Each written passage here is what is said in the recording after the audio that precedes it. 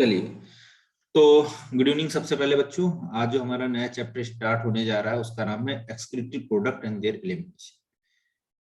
इस पूरे चैप्टर में हम लोग जनरल इंट्रोडक्शन पढ़ेंगे एक्सक्रीशन का, डिफरेंट डिफरेंट एनिमल्स में किस तरीके का होता है। उसके साथ साथ में हम लोग पढ़ेंगे कि ह्यूमन का स्पेशली जो एक्सक्रीटरी सिस्टम है उसमें क्या क्या होता है, उसमें क्या क्या कंसीडर किया जाता है। बहुत इंपॉर्टेंट जो है ये आपका चैप्टर है, छोटा सा चैप्टर है लेकिन फिर भी बहुत बेहतरीन चैप्टर है।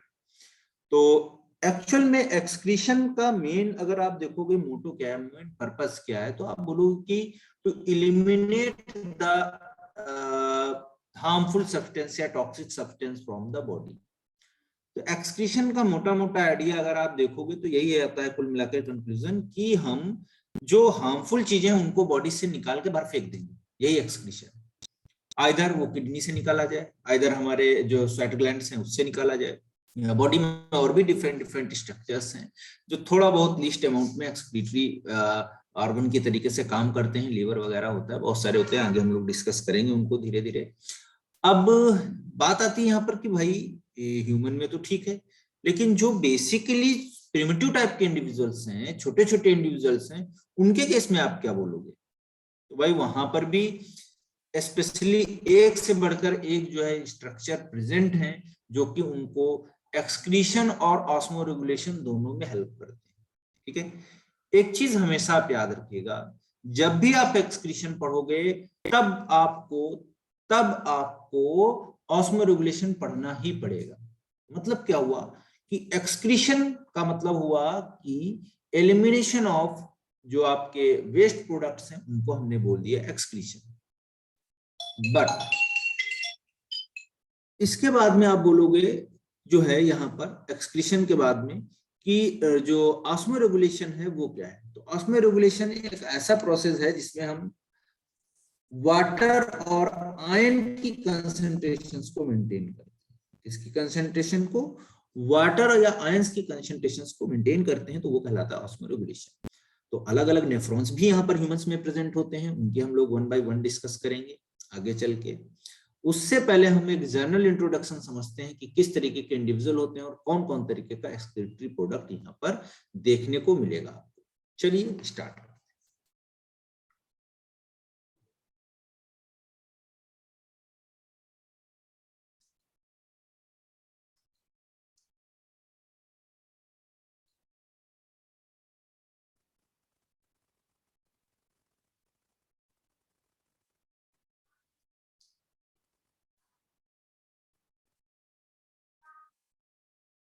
एक मिनट।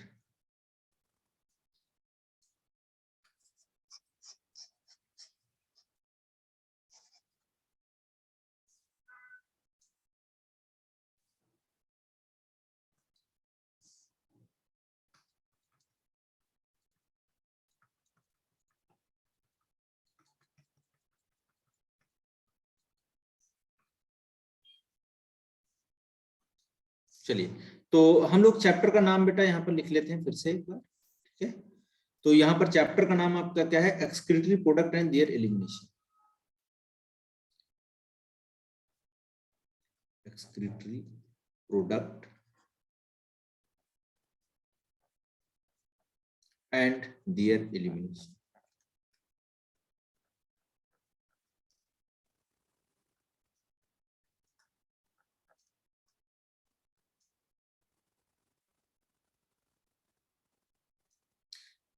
ठीक है, तो excretory product and there elimination ये हो गया आपका। ठीक है, चैप्टर का नाम। दूसरा आप देखिए टॉपिक इसमें क्या है। तो टॉपिक आप लोग आज पढ़ोगे जनरल इंट्रोडक्शन।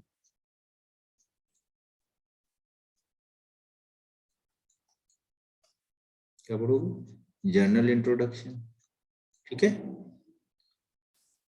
अब स्टार्ट करते हैं वन बाय वन हम लोग। चलिए देखिए, तो सबसे पहले यहाँ पर आपको देखने को मिलेगा कि जो एक्सक्रीशन है वो है होता क्या है, थोड़ा समझ लेते हैं इस बात को भी हम लोग। तो अगर कोई आपसे पूछता है कि व्हाट इज द एक्सक्रीशन, क्या है एक्सक्रीशन, तो आप बोलोगे removal of removal of metabolic waste. तो जो बॉडी के अंदर मेटाबॉलिक वेस्ट होते हैं उनको रिमूव करने की जो प्रोसेस होती है उसको बेटा हम क्या बोलते हैं, that is known as excretion. अब एक्सक्रीशन के बाद में हम लोग एक और पढ़ते हैं, ऑस्मो रेगुलेशन। क्या पढ़ते हैं, ऑस्मो रेगुलेशन। ऑस्मो रेगुलेशन का मतलब क्या होता है, टू कंट्रोल और मेंटेन द, आप बोलोगे regulate the water and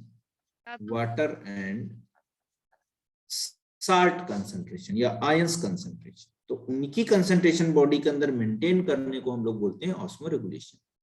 human के अंदर जहां पर एक किडनी है स्ट्रक्चर्स, वैसे ही डिफरेंट एनिमल्स में अलग अलग तरीके के स्ट्रक्चर्स प्रेजेंट होंगे। They are basically helps to maintain the osmoregulation of the body. That means the specified structures are also there.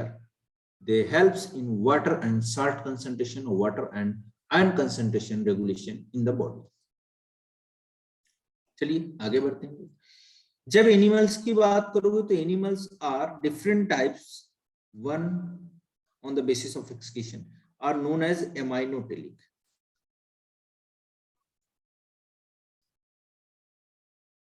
एक minute,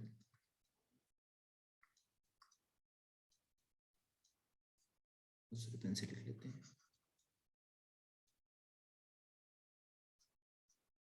अमोनियोटेलिक। Ammoniotelic means it releases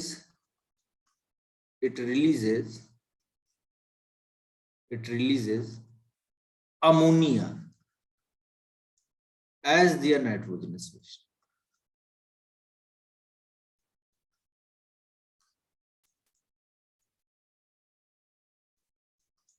ठीक है, तो अमोनिया को एज अ वो नाइट्रोजनस वेस्ट जो है release करते हैं, इसीलिए हम बोलते हैं अमोनियोटेलिक। अब इनके एग्जाम्पल देख लो।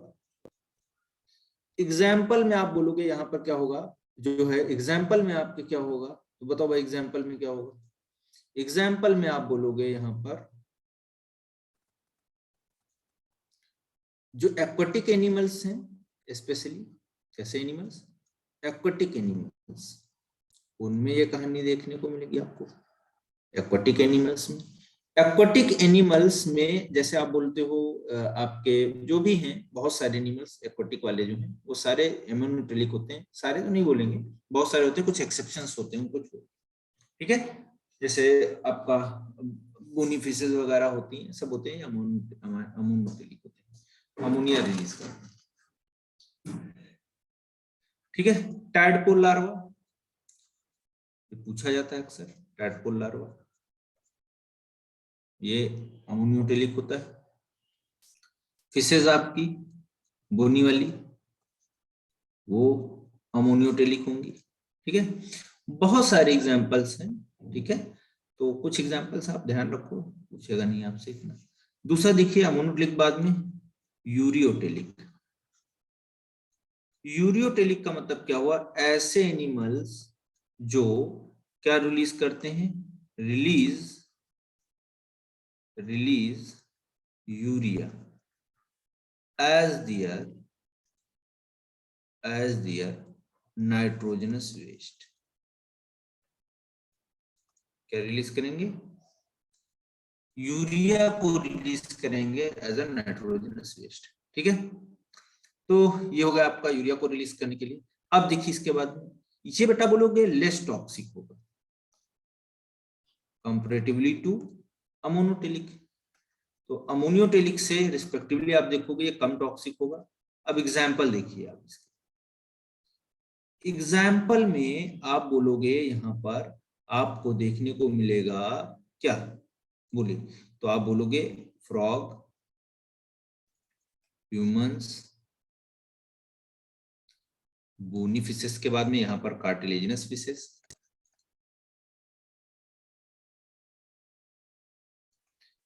है ना, कार्टिलेजिनस फिशेस इटसेट्रा। ठीक है, तो यूरिया रिलीज करते हैं, इसीलिए इनको बोलते हैं यूरियोटेलिक। नेक्स्ट देखिए तीसरे नंबर पे हम बात करेंगे यूरियोटेलिक के बाद में। आप बोलोगे ये क्या रिलीज करेंगे, यूरिक एसिड, तो आप बोलोगे यूरिकोटेलिक।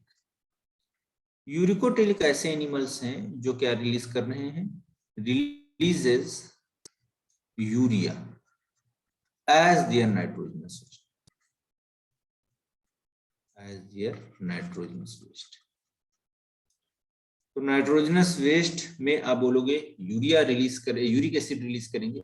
अब इनके एग्जांपल को पूछे जाते हैं, जैसे बर्ड्स, इंसेक्ट और आपके स्नेक्स या कुछ रेप्टाइल्स, लिजर्ड रेप्टाइल्स, वो सब जो है यूरिकोटेलिक होते हैं। तो ये बोलोगे आप लीस्ट टॉक्सिक, मतलब बहुत कम, एकदम कम टॉक्सिक है, ठीक है, लीस्ट टॉक्सिक की कैटेगरी में। अब इसके बाद में देखिए आप बेटा, यूरिकोटेलिक के बाद में आता है आपको एमाइनोटेलिक। क्या आता है, एमाइनोटेलिक।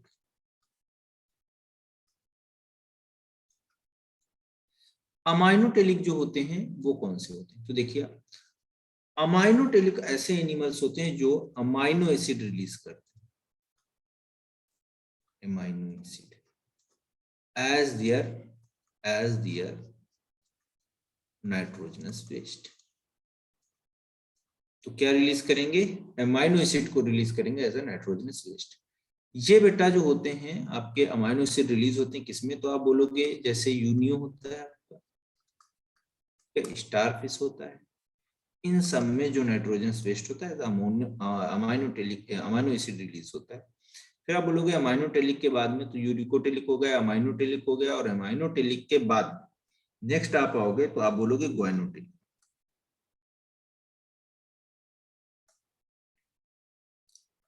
ग्वाइनोटेलिक ऐसे एनिमल्स हैं जिनमें आप बोलोगे क्या रिलीज होगा, तो आप बोलोगे ग्वाइनिन। क्या रिलीज होगा, guanine as their nitrogenous waste. क्या रिलीज होगा, ग्वाइनिन रिलीज होगा as their nitrogenous waste. Example इनके देखिए, तो एग्जाम्पल में बेटा आप आओगे जैसे सी बर्ड्स होती हैं, पेंगुइन वगैरह, वो जो है ग्वाइनिन रिलीज करती हैं, ठीक है, और स्पाइडर वगैरह भी जो होती है ग्वाइनिन को रिलीज करती हैं। तो ये ग्वाइनोटेलिक हो गए। तो इस तरीके से 5 कैटेगरी मैंने बताई आपको आज, जो अलग अलग तरीके के नाइट्रोजनस वेस्ट को रिलीज करती हैं, और आप बोलोगे जो टॉक्सिक सब्सटेंस होते हैं बॉडी से बाहर ले जाने में रोल पार्टिसिपेट करते हैं। एक जनरल इंट्रोडक्शन था कि किस तरीके के एनिमल्स होते हैं।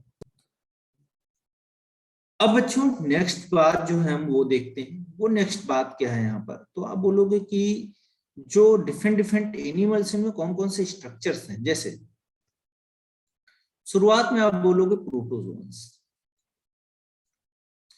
प्रोटोजोन्स में आप बोलोगे जो प्लाज्मा मेम्ब्रेन है वो काम करेगी ये, और प्लाज्मा मेम्ब्रेन के साथ साथ में अंदर एक जो है आपका वाटर वैक्यूल होती है, वो भी हेल्प करती है ऑस्मो रेगुलेशन में, वाटर वैक्यूल, ठीक है। तो ये हो गया। इसके बाद में आप बोलोगे प्रोटोजोन के बाद में जो दूसरा हमारा होगा उसकी बात करते हैं। प्रोटोजोन के बाद में दूसरा जो नेक्स्ट होगा उसको देखते हैं। तो प्रोटोजोन के बाद में हमारा जो नेक्स्ट होगा वो क्या होगा, देखते हैं। प्रोटोजोन के बाद में नेक्स्ट जो हमारा होगा वो कौन सा होगा, तो आप बोलोगे पोरीफेरा। पोरीफेरा का भी वही केस है, वही है, प्लाज्मा मेम्ब्रेन से डिफ्यूजन के थ्रू। उसके बाद सीलेंट्रेटा। सीलेंट्रेटा में भी कुछ खास नहीं, ऐसे स्ट्रक्चर होंगे। फिर आप बोलोगे सीलेंट्रेटा के बाद में बेटा टिनोफोरा, एक ही बात है, वैसे स्ट्रक्चर प्रेजेंट है। फिर आप यहां पर आओगे तो प्लैटीहेल्मिन्स।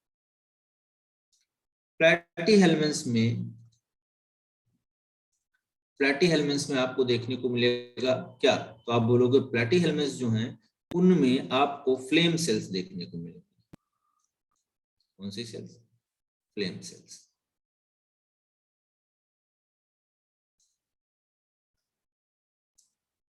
प्लैटीहेल्मिन्स, फ्लेम सेल्स। नेक्स्ट आप बोलोगे प्लैटीहेल्मिन्स के बाद में दूसरा, तो प्लैटीहेल्मिन्स के बाद में आपका आता है कौन सा नेक्स्ट, प्लेटीहेल्मिन्थ्स के बाद में आपका आता है एस्केहेल्मिन्थ्स। एस्केहेल्मिन्थ्स में जब आप जाओगे तो यहाँ पर आपको देखने को मिलेंगी कुछ एच शेप के स्ट्रक्चर। कैसे होंगे? एच शेप के होंगे, और इनको हम बोलते हैं रेनेट सेल्स। क्या बोलते हैं? Renette cells. क्या बोलते हैं? Renette cells. ठीक है, तो ये शेप के स्ट्रक्चर्स हैं रेनेट सेल्स, या इनको आप प्रोटोनेफ्रिडिया भी बोल देते हो।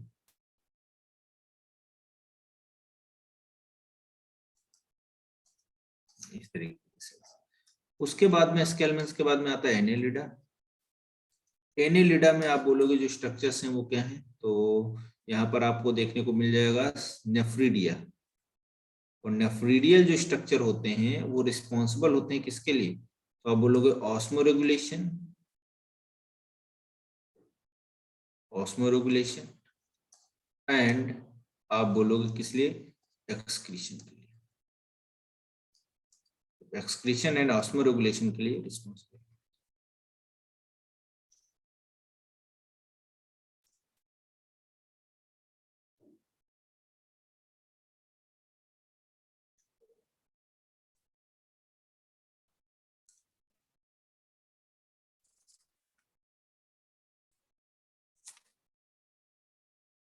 चलिए आगे बढ़ते हैं। इसके बाद में आप बोलोगे एनेलिडा के बाद में आर्थ्रोपोडा। तो आर्थ्रोपोडा में आप बोलोगे स्किन के थ्रू भी होता है, क्यूटेनियस, ठीक है, एक्सक्रीशन। उसके अलावा यहाँ पर मैल्पिगियन ट्यूब्यूल प्रेजेंट होती है। ये बहुत इंपॉर्टेंट स्ट्रक्चर, मैल्पिगियन ट्यूब्यूल। तो मैल्पिगियन ट्यूब्यूल यहाँ पर देखने को मिल जाएंगे।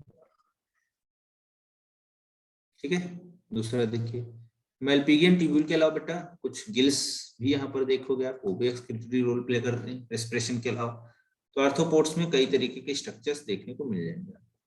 उसके बाद में आते हैं यहाँ पर आपका आर्थ्रोपोड्स के बाद में नेक्स्ट जो आप आओगे वो कौन सा है आपका? मोलस्का। मोलस्का जो है उनमें आपने पढ़ा होगा kidney like structure, organ of Bojanus वगैरह प्रेजेंट होते हैं, ऑर्गन ऑफ बोजाइनस ये प्रेजेंट होते हैं। ठीक है, वैसे स्ट्रक्चर होंगे। फिर आप बोलोगे मोलस्कन्स के बाद में आर्थ्रोपोडा मोलस्का, उसके बाद में क्या है? तो आप बोलोगे इकाइनोडर्मेटा। इकाइनोडर्मेटा में आप आओगे तो इकाइनोडर्मेटा में आप बोलोगे क्या है? तो इकाइनोडर्मेटा में आप बोलोगे यहाँ पर क्या देखने को मिलेगा? तो इकाइनोडर्मेटा जो है उनमें जो है एक्सक्रीशन के लिए एक्सक्रीटरी ऑर्गन तो एब्सेंट होते हैं, लेकिन स्किन के थ्रू आप देखोगे, है ना, वहां पर आपको कुछ स्ट्रक्चर्स ऐसे रहते हैं जो आपका इकाइनोडर्मेट्स जो है एक्सक्रीशन करते हैं। ठीक है, तो ये बहुत सारे स्ट्रक्चर्स थे, ये हमने पढ़ लिए। अब पढ़ते हैं हेमिकॉर्डेट। हेमिकॉर्डेटा में एक ग्लैंड होता है ग्लोमेरुला, मतलब प्रोबोसिस जो होता है आगे का, प्रोबोसिस होगा। प्रोबोसिस में एक ऐसे जो स्ट्रक्चर होता है, ऐसे बेनलोग्लोसस का जब पढ़े थे हम लोग, बताया भी थे आपको, ऐसे इस तरीके से। तो ये स्ट्रक्चर जो होता है प्रोबोसिस, इसमें ग्लोमेरुला प्रेजेंट होता है। क्या प्रेजेंट होता है? ग्लोमेरुला। तो ग्लोमेरुला प्रेजेंट होगा, तो ग्लोमेरुला यहाँ पर देखिए।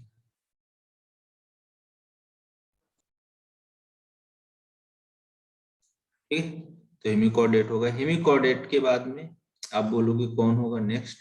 तो हेमिकॉर्डेटा के बाद में होगा कॉर्डेटा।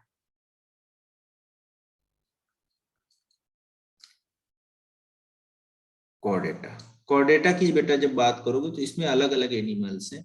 जैसे कॉर्डेट्स में आप बोलोगे तो फिशेज, फिशेज, फिशेज में किडनी भी होती है ना, तो किडनी जो है ये स्ट्रक्चर हो गया आपका। उसके बाद बेटा फिशेज के बाद में एम्फीबियंस। एम्फीबियंस में भी आपको पता है कौन से स्ट्रक्चर्स होते हैं।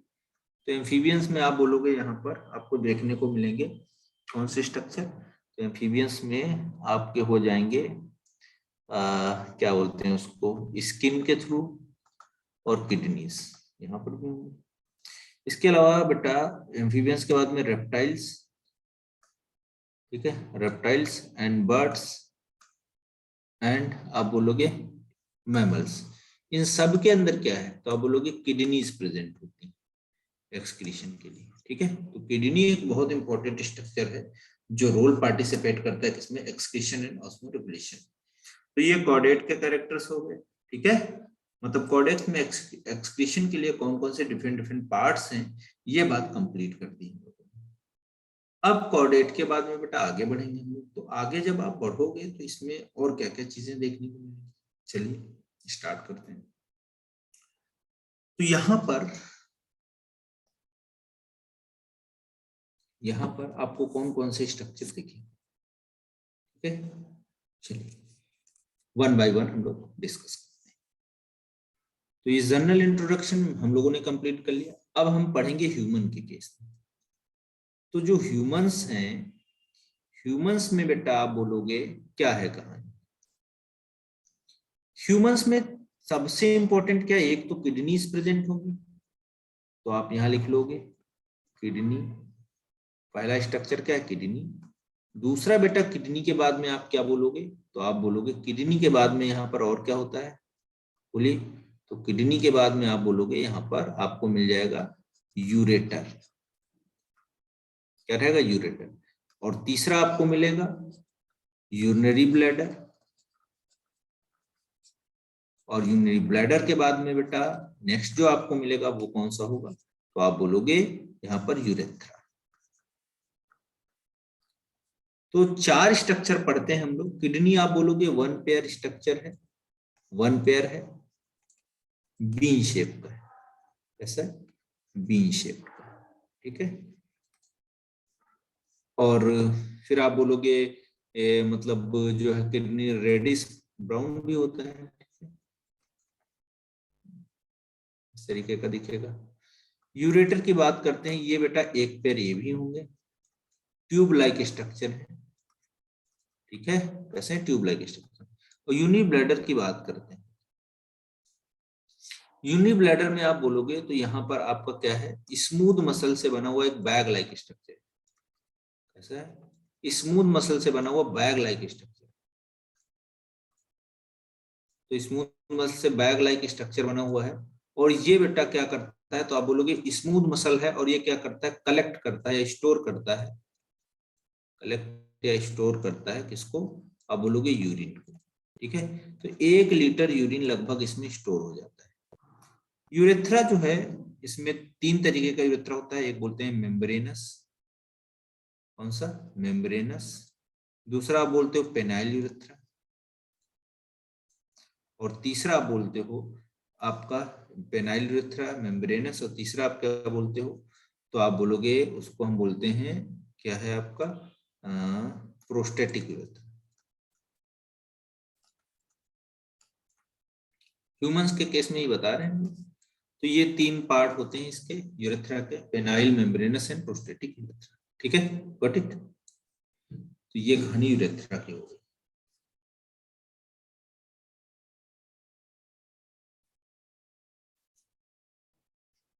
डन,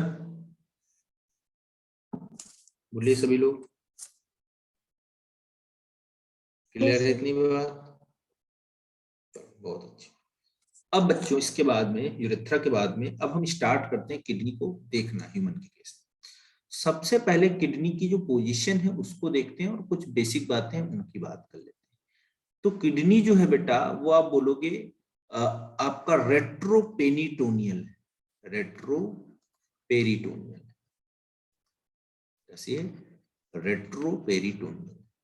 रेट्रो मतलब पीछे की तरफ, पेरिटोनियल मतलब स्किन। तो देखिए ये अगर आप सेक्शन कट करोगे एब्डोमेन का, ऐसे एब्डोमेन का सेक्शन कट कर लिया हमने। अब यहाँ पर तो आपको ये वर्टिब्रल कॉलम दिखेगा पीछे की तरफ, वर्टिब्रल कॉलम हो गया। अब इनके आसपास में यहाँ पर क्या होता है, कवरिंग होता है, ये ऐसे लेयर होता है, कैविटी होता है ऐसे। इसको हम बोलते हैं पेरिटोनियल लेयर। क्या बोलते हैं, पेरिटोनियल लेयर। क्या है, पेरिटोनियल पेरिटोनियल लेयर। अब यहां पर आप बोलोगे ये किडनीज प्रेजेंट है यहां पर ऐसे, तो ये क्या है आपकी 1 पेयर किडनी प्रेजेंट है। कितनी किडनी, तो आप बोलोगे 1 पेयर। तो इनका पोजीशन देखिए, पेरिटोनियल लेयर है, ये पेरिटोनियल कैविटी है। तो पेरिटोनियल मतलब ये आपका डॉर्सल साइड पे ये कहानी मिलेगी, वेंट्रल आगे वाला पोर्शन। तो ये इस तरीके से किडनी जो होती है वो प्रेजेंट होती है, इनको हम बोलते हैं रेट्रोपेरिटोनियल। क्या बोलते हैं बेटा? रेट्रोपेरिटोनियल। क्या बोलेंगे? रेट्रोपेरिटोनियल, इनकी पोजीशन किडनी की। ठीक है, अब दूसरा देखिए और क्या क्या बातें हैं किडनीज में। तो एनसीईआरटी में कुछ जो है स्पेसिफिकली कुछ डायमेंशन इनका दिया गया है, वो आप देख लेना एनसीईआरटी से, वो वही आप याद रखना, कोई इशू नहीं है उसका। ठीक है, बता दे रहा हूँ। तो यहाँ पर बोलता है कि जो ईच किडनी है वो कितना है आपका 12 to 13, 12 to 12, हाँ सॉरी 10 to 12,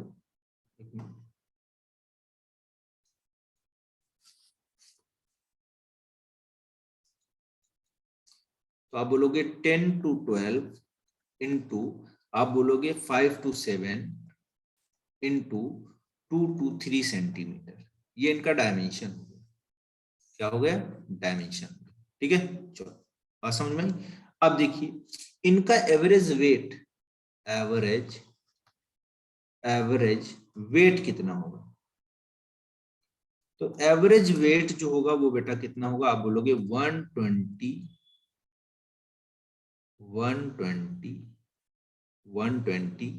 ठीक है, से 170 ग्राम के आसपास होगा। 120 से 170 ग्राम के आसपास होगा एवरेज वेट। समझ में आई बात? ठीक है, ये भी ध्यान रखना है आप लोग। ठीक है, अब देखिए जब सेंटर की तरफ आप बोलोगे तो किडनी जो होंगी वो कैसी रहती है? आपका कॉन्केव सरफेस रहता है ना, और वहां पर आपको हिलम एक दिखेगा जिससे यूरेटर ब्लड वेसल से सब पास होंगे। तो अब मेन कोर्स में चलते हैं, कहानी क्या है किडनी की। देखिए किडनी का स्ट्रक्चर कुछ इस तरीके से, ये आपका कॉन्वेक्स और ये आपका कॉनकेव। एक इधर किडनी, एक बेटा थोड़ा ऊपर इधर बना लेते हैं, ये लेफ्ट वाली किडनी, बी शेप का स्ट्रक्चर। अब इस स्ट्रक्चर में, इस किडनी में आप बोलोगे इनकी जो ओपनिंग है उसको हिलम बोलते हैं। अब देखिए इन चीजों को भी समझना बहुत इंपॉर्टेंट है। ये आपका जो है इसका ब्लड सप्लाई आ रहा है, एक इधर जा रहा है, एक आप बोलोगे इधर जा रहा है। ठीक है, ऐसे। ठीक है, तो ये आपका जो ब्लड जा रहा है इसके अंदर, ये आप बोलोगे ये क्या है? Renal artery. क्या है? Renal artery. तो रीनल आर्टरी यहां पर देखने को मिलेगा। दूसरा देखिए बेटा, यहां पर आप बोलोगे इसके साथ में, रीनल आर्टरी के साथ में क्या होगी कहानी? चलिए, ये आप बोलोगे एक और है वेन, रीनल वेन बोलते हैं, इसकी भी एंट्री होगी इसमें।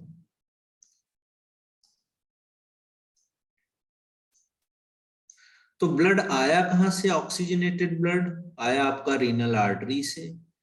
ब्लड कैसा आया? ऑक्सीजनेटेड ब्लड था। लेकिन ये ब्लड बेटा कैसा था? इम्प्योर था, यानी प्योर होने आया था, यहाँ पर फिल्ट्रेशन होने आया था इसका। तो इम्प्योर ब्लड आया, किडनी में गया, फिल्टर हुआ, फिर आप बोलोगे ब्लड फिल्टर होके वेन्स में आया। और वेन्स जो थी आपकी, ये वेन कौन थी? तो आप बोलोगे रीनल वेन। कौन सी वेन है? Renal vein. और इस रीनल वेन में आप बोलोगे ब्लड कैसा होगा? प्योर होगा, बट कैसा होगा? आप बोलोगे डी ऑक्सीजनेटेड, क्योंकि ऑक्सीजन को किडनीज ने यूज कर लिया होगा। ठीक है, तो अब इसके अलावा देखिए ये जो ओपनिंग है जहां से ये इंटर कर रही है, इसको हम क्या बोलेंगे? दैट इज नोन एज, इस पोर्शन को हम क्या बोलेंगे? हीलम। तो हीलम एक ऐसी ओपनिंग है, आप बोलोगे opening of kidney, opening of kidney in which क्या होगा? entering of एंटरिंग ऑफ इसका तो आप बोलोगे ब्लड वेसल्स, लिम्फ वेसल्स, है ना, और आप बोलोगे यूरेटर, ठीक है। तो एंट्री या एग्जिट होते हैं बहुत सारे स्ट्रक्चर, उस ओपनिंग को हम हेलम बोलते हैं, ठीक है। ये कहानी हो गई आपके जनरल अकाउंट। अब यहाँ पर बेटा आप देखोगे जो किडनीज है आपकी, राइट वाली मैंने थोड़ा डाउन किडनी बनाया है, ये वाला देखिए आप, ये वाला थोड़ा डाउन बनाया है, ये थोड़ा इसके रिस्पेक्ट में देखो आप, थोड़ा डाउन बना है कि नहीं। तो क्यों ये डाउन होता है, थोड़ा नीचे होता है, क्योंकि यहाँ पर इसके ऊपर क्या होता है, लीवर प्रेजेंट। तो लीवर प्रेजेंट होता है इसलिए स्लाइटली ये क्या होता है, नीचे की तरफ होता है, दबा हुआ, ठीक है। तो रेट्रोपेरिटोनियल किडनी यहाँ पर देखने को मिलेगी। मैंने आपको हिलम भी बता दिया, इसकी जो मेन मेन बातें थी वो भी डिस्कस कर लिया। अब एक किडनी को उठा के हम देखते हैं उसके स्ट्रक्चर। ये जो किडनी है, ये किडनी जो है आपके बी शेप के स्ट्रक्चर की है, और इसमें क्या कहानी है देखिए। तो हम एक किडनी का ही स्ट्रक्चर बना लेते हैं बेटा। तो यहाँ पर कुछ ऐसे बनाते हैं, देखिए।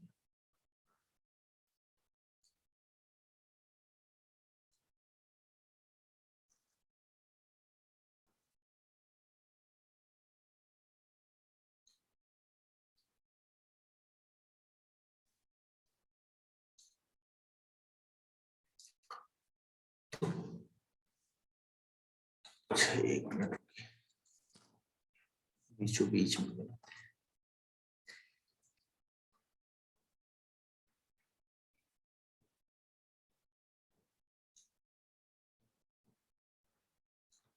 ये एक स्ट्रक्चर बनाया हमने। सबसे पहले बेटा बोलोगे इसके जो ये मेन स्ट्रक्चर है, इसका जो इसको कवर कर रहा है, इसको हम बोलते हैं रीनल कैप्सूल, ठीक है। रीनल कैप्सूल, रीनल कैप्सूल जो होता है व्हाइट फाइब्रस कनेक्टिव टिश्यू का बना होता है। इसका बना होता है व्हाइट फाइब्रस कनेक्टिव टिश्यू। अब दूसरा देखिए,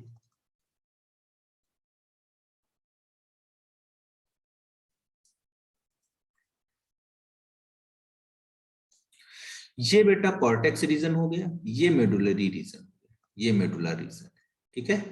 कॉर्टेक्स बाहर की तरफ, अंदर की तरफ मेडुला। अब इसमें आप देखोगे इस वाले सिस्टम में पूरा, तो यहाँ पर आपको ऐसे स्ट्रक्चर दिखेंगे। ये अभी हम बाद में डिस्कस करेंगे, ये क्या है। इनको मेडुलरी पिरामिड बोलते हैं हम लोग। क्या बोलते हैं, मेडुलरी पिरामिड बोलते हैं।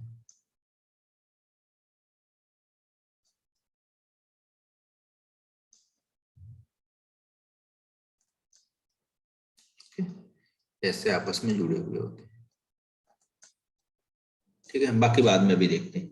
तो रीनल कैप्सूल के अगर अंदर जाओगे और बाहर जाओगे, तो बाहर अगर आप आओगे तो एक स्ट्रक्चर आपको दिखेगा ऐसे, इसको कवर करने के लिए रीनल कैप्सूल।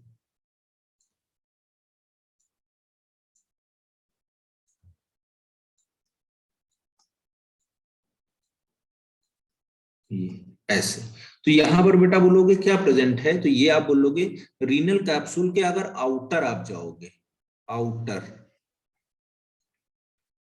तो आउटर अगर जाओगे तो आपको क्या दिखेगा, तो आप बोलोगे एडीपोज टिश्यू। क्या दिखेगा, एडीपोज टिश्यू दिखेगा। क्या दिखेगा, एडीपोज टिश्यू दिखेगा। अब इस एडीपोज टिश्यू को आप बोलोगे इसके ऊपर आपको एक और कवरिंग दिखेगी, ऐसे इस तरीके से, है ना। इसको बोलते हैं रीनल फैशिया।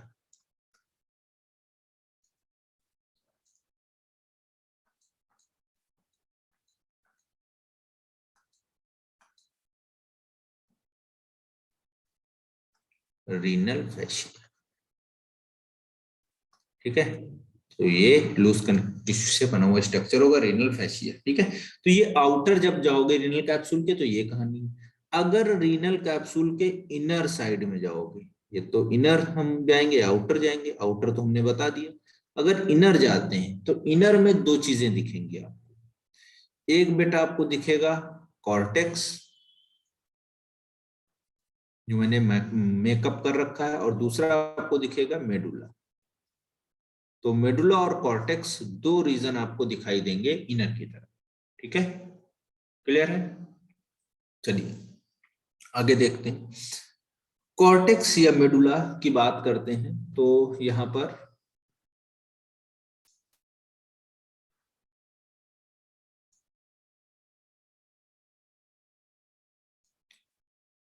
कॉर्टेक्स या मेडुला, ठीक है। तो कॉर्टेक्स की जब बात करोगे आप, मेडुला की बात करोगे, तो इसमें देखते हैं ये कॉर्टेक्स रीजन था, ये मेडुला।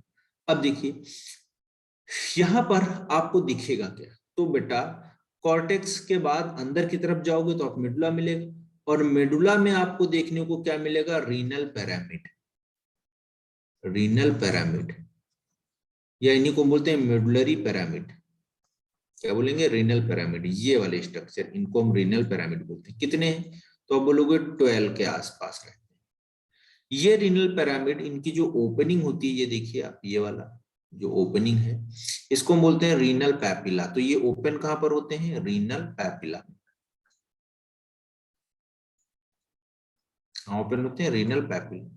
अब रीनल पैपिली आपस में जुड़ती हैं, और आपस में अगर जुड़ेंगी तो ये वाले बेटा जो स्ट्रक्चर है इनको हम क्या बोलेंगे, दे आर नोन एज, इनको हम बोलते हैं माइनर कैलिसेस।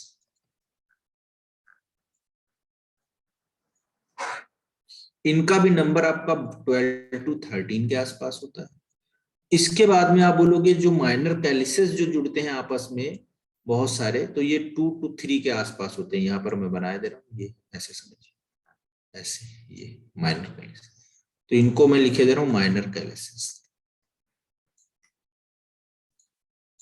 तो इनका नंबर कितना होता है, तो आप बोलोगे 2 to 3 के आसपास। कितना होता है, 2 to 3 के आसपास होता है माइनर कैलिसेस। अब इन माइनर कैलिसेस के बाद में बेटा आप बोलोगे ये ओपन कहाँ होते हैं, तो ये वाला जो जगह है, ये वाला जहां पर ये ओपन हो रहे हैं, ये ऐसे स्ट्रक्चर आता है, ऐसे ऐसे। तो इसको तो यूरेटर बोल देते हैं। माइनर कैलिक्सिस दो बार है क्या?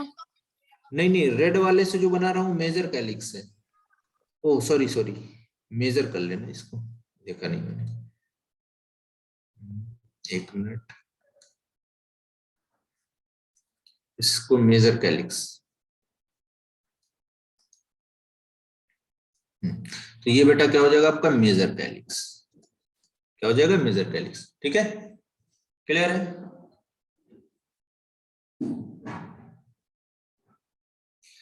मेजर कैलिक्स के बाद में आगे बढ़ते हैं। तो मेजर कैलिक्स के बाद में आप बोलोगे आगे,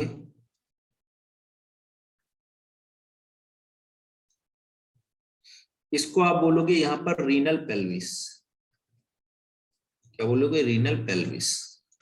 रीनल पेल्विस देखिए कौन सा है पार्ट, ये वाला है, ये वाला, इसको हम क्या बोलते हैं, रीनल पेल्विस। अब रीनल पेल्विस के बाद में आप आगे आओगे तो ये आपको क्या मिलेगा, ये देखिए ये वाला यूरेटर मिलेगा। तो इसको आप क्या बोलोगे, यूरेटर।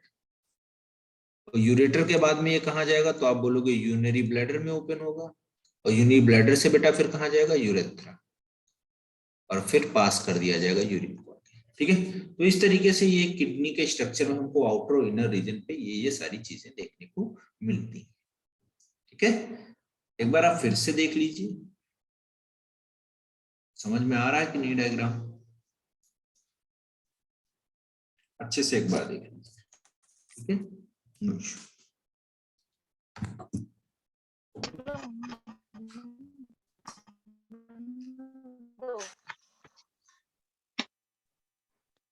तो ये क्या हो रहा है, टकला हो रहा है पीछे से, कहाँ, कहीं नहीं, ऐसे ही बता रही थी। मेरे को मैं टकला बोल, पीछे से यहाँ पे ना बारी में। हाँ ये तो है। कमाई कौन है भाई, वर्षा। सर मेरा तो बंद है। किस कौन है, चलो बताओ। अच्छा, किसी कोई प्रॉब्लम तो नहीं है, नो सर। अच्छा कैलिक्स। देखो बेटा यहाँ पर जो ये रीनल पैपिली है ना, ये आपस में मिलेंगे ओपनिंग, जैसे एक, चलो अगले पेज पे देख लेते हैं, टेंशन वाली कोई बात थोड़ी है। ये देखो आप, ऐसे ही हमने बनाया, ये मेडुलरी रीजन में ये स्ट्रक्चर प्रेजेंट है, इनको हम बोले मेडुलरी पिरामिड। ठीक है, ऐसे हमने दो बना लिए, एक ये बनना और एक और बना लेते हैं, चलो ये बना लिया। ठीक है, अब ये रीनल पिरामिड थे, ये मेडुलरी रीजन में ऐसे प्रेजेंट थे। अब देखिए मैंने बोला कि इनको, ये आपके रीनल पिरामिड हो गए, ये मेडुलरी पिरामिड, ये आपका रीनल पैपिली हो गई, क्या बोलोगे, रीनल पैपिली होगी। ये रीनल पैपिली आपस में जुड़ेंगे, वो कौन सा स्ट्रक्चर होगा, इसको बोलते हैं माइनर कैनिक्स। ठीक है, अब ये बहुत सारे जुड़ेंगे आपस में, तो लास्ट में जाके आपके जो माइनर वाले जुड़ेंगे उनको हम अब क्या बोल देंगे, अब ये मेजर हो जाएंगे। तो मेजर 2 से 3 के आसपास होते हैं। ठीक है, क्लियर है।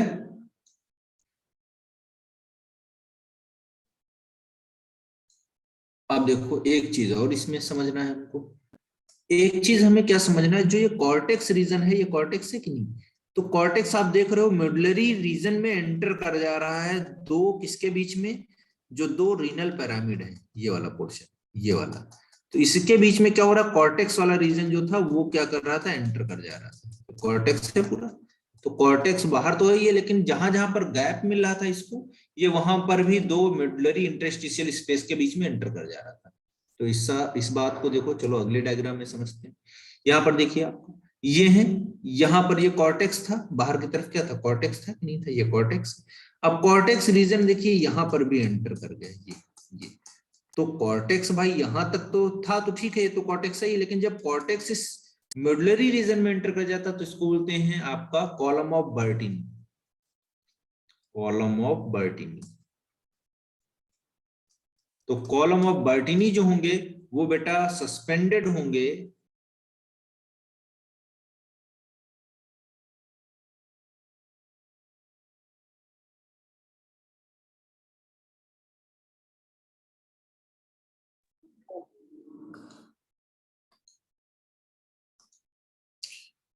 तो मैंने बोला कि यहाँ पर कॉर्टेक्स जो सस्पेंडेड रहेगा किसमें, मेडुलरी स्पेस में, तो आप बोलोगे कॉलम ऑफ बर्टिनी सस्पेंडेड इन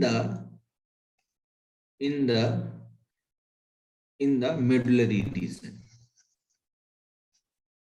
तो मेडुलरी रीजन में अगर वहां पर कॉलम ऑफ आप बोलोगे जो है सस्पेंडेड होगा, तो आप उसको बोलोगे मेडुलरी। ठीक है, तो कॉलम ऑफ बर्टिनी यहाँ पर देखने को मिलेगा। चलिए समझ में आई बात को। जो दो मेडुला के दो पिरामिड के बीच का स्पेस है, उसमें कॉर्टेक्स आके धंस जाता है, उसमें सस्पेंड हो जाता है, तो उसको बोलते हैं कॉलम ऑफ बर्टिनी। बोलिए सभी लोग। Yes sir.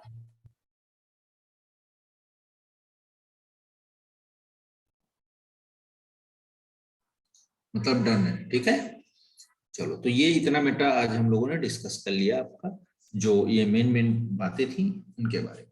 ठीक है, अब हम लोग आगे क्या डिस्कस करना है हमें, कि किडनी में जो स्ट्रक्चर्स प्रेजेंट होते हैं उनकी बात करेंगे, और वो स्ट्रक्चर्स कौन से होते हैं, तो आप बोलोगे नेफ्रॉन्स। किडनी किससे बना हुआ है, नेफ्रॉन से बना हुआ है। किससे बना हुआ, नेफ्रॉन से बना हुआ है। अब एक चीज और समझिए, नेफ्रॉन क्या है, मैं थोड़ा थोड़ा यहाँ बेसिकली बताया दे रहा हूँ। नेफ्रॉन को बोलते हैं structural and functional unit of kidney. कौन सी, structural and functional unit of kidney.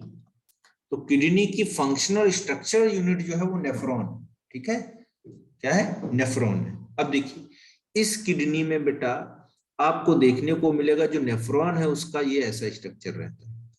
ये बोमन्स कैप्सूल आप बोलते हो, अभी आगे मैं पढ़ा दूंगा आपको, ये पीसीटी बोलते हो आप। और फिर इसमें लंबा सा आपको देखने को मिलेगा लूप ऑफ हेनले, और फिर ये लूप ऑफ हेनले बाहर निकलता है इस मेडुलरी पिरामिड से, और निकल के फिर कन्वोल्यूटेड पार्ट बनाता है, और फिर ये अंदर एंटर कर जाता है किसमें, मेडुलरी स्पेसेस में। और जैसे एंटर करेगा तो ये क्या बनाता है, कलेक्टिंग डक्ट, ये ऐसे, और फिर ये रीनल पैपिली में ओपन हो जाता है। तो आप बोलोगे नेफ्रॉन का ये वाला पार्ट देखिए यहाँ पर। अब इसमें जो है आपका ब्लड कैपिलरीज भी प्रेजेंट होते हैं, ऐसे ब्लड वेसल्स होते हैं, इसको हम बोलते हैं ग्लोमेरुला। यहाँ से ब्लड आता है एफरेंट आर्टेरियोल से, और इफरेंट से निकल जाता है। तो यहाँ पर आएगा ब्लड, खूब सारा ब्लड आएगा कि नहीं आएगा। तो ये पूरा जो पोर्शन है इसको आप क्या बोलोगे, ये कहलाता है आपका रीनल कॉर्पस। रीनल कॉर्पसल, या इसी को बोलते हैं बेटा मैल्पिगियन ट्यूब, मैल्पिगियन कॉर्पसल, ट्यूब्यूल मत बोलना, मैल्पिगियन कॉर्पसल। ठीक है, ये कहानी। अब इधर देखिए आप, ये कहानी होगी। अब इसके बाद में ये आएंगे आप, तो ये वाला देखिए स्ट्रक्चर, इसको हम बोलते हैं क्या, it is known as PCT, proximal convoluted tubule. और इधर आप आओगे, ये क्या है आपका हेनले लूप। तो हेनले लूप के दो पार्ट है, नीचे की तरफ जा रहा है तो डिसेंडिंग हेनले लूप, और अगर ऊपर की तरफ जा रहा है इसको क्या बोलोगे आप, एसेंडिंग हेनले लूप। और इधर ये आपका जो बाहर निकल के आया इसको बोलते हैं डीसीटी, डिजिटल कन्वॉल्यूटेड ट्यूब। और ये वाला जो पोर्शन है इसको बोलते हैं बेटा कलेक्टिंग डक्ट। इस तरीके का अरेंजमेंट आपको देखने को मिल जाएगा। ठीक है, इस तरीके का अरेंजमेंट देखने को आपको मिल जाएगा। ठीक है, समझ में आई बात की नहीं?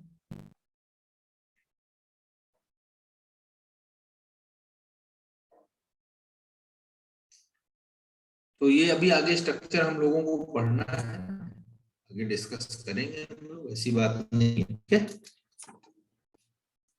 चलें आगे बढ़े भाई।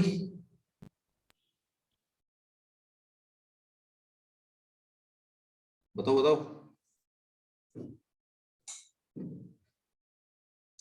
चलो अब हम देखते हैं बेटा नेफ्रॉन के बारे में थोड़ा डिस्कस करेंगे। नेफ्रॉन, नेफ्रॉन तो आपको पता है क्या होता है नेफ्रॉन? आप बोलोगे नेफ्रॉन का मतलब क्या है, structural and functional unit of, structural and functional unit of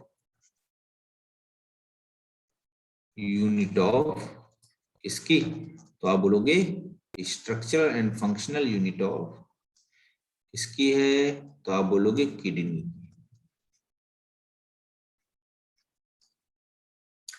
अब नेफ्रॉन में बेटा दो पार्ट होंगे आपके, उस चीज को समझना बहुत इंपॉर्टेंट है। एक है आपका मैल्पिगियन बॉडी,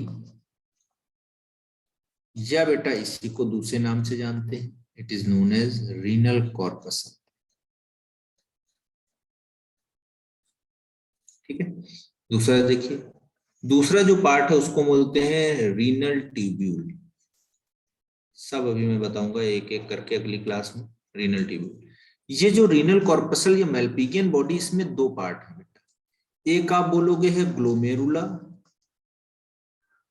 एक क्या है ग्लोमेरुला जो टफ कैपिलरीज है, और दूसरा जो है आप बोलोगे बोमन्स कैप्सूल। बोलोगे बोमन्स कैप्सूल,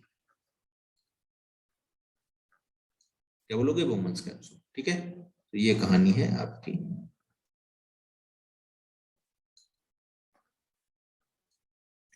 अब रीनल ट्यूब्यूल में देखिए आप, रीनल ट्यूब्यूल में आप बोलोगे क्या क्या पोर्शंस है। चलिए देखिए, रीनल ट्यूब्यूल में सबसे पहले आप बोलोगे यहाँ पर आपको पीसीटी मिलेगा, प्रॉक्सिमल कन्वॉल्यूटेड ट्यूब्यूल। फिर आप बोलोगे लूप ऑफ हेनले, और लूप ऑफ हेनले दो तरीके का है, एक आप बोलोगे डिसेंडिंग और दूसरा बोलोगे असेंडिंग। तो ये हम लिख लेंगे डिसेंडिंग लूप ऑफ हेनले, और फिर आप बोलोगे असेंडिंग लूप ऑफ हेनले। ठीक है, अब इसके बाद में आप बोलोगे डीसीटी, डिजिटल कन्वॉल्यूटेड ट्यूब्यूल। ठीक है, क्या बोलोगे डिजिटल कन्वॉल्यूटेड ट्यूब्यूल। तो पीसीटी हो गया, एलओएच हो गया, डीसीटी हो गया, सब ये कहानी आपको देखने को मिलेगी रीनल ट्यूब्यूल में। तो रीनल ट्यूब्यूल का काम मेन क्या है, तो ये बोलोगे आप, ये बेटा रीअब्जॉर्प्शन के लिए, इसलिए रीअब्जॉर्प्शन के लिए। जबकि ये वाला जो बॉडी है ये क्या है बेटा, ये फिल्ट्रेशन के लिए, क्या है फिल्ट्रेशन के लिए। अगली क्लास में हम लोग डिटेल नॉलेज करेंगे नेफ्रॉन के बारे में, देखेंगे वहां पे क्या क्या एक एक चीज कैसे प्रेजेंट होती है, क्या काम करती है। ठीक है, तो आज के लिए यहीं तक रखते हैं। आई होप बहुत अच्छे समझ में आया होगा आप लोगों को सारी बातें। बाकी जो बची कुछ बातें हैं वो आगे हम लोग डिस्कस करते रहेंगे नई क्लास में। ठीक है, चलिए तो आज के लिए यहीं तक रखते हैं। धन्यवाद, बहुत अच्छा लगा। Okay, bye bye, take care.